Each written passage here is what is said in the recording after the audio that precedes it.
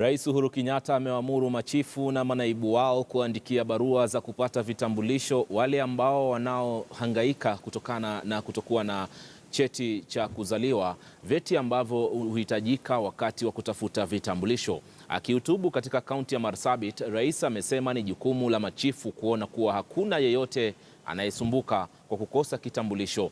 Amesisitiza kwamba barua ya chifu au naibu wake inatosha kwa mtu kupewa kitambulisho.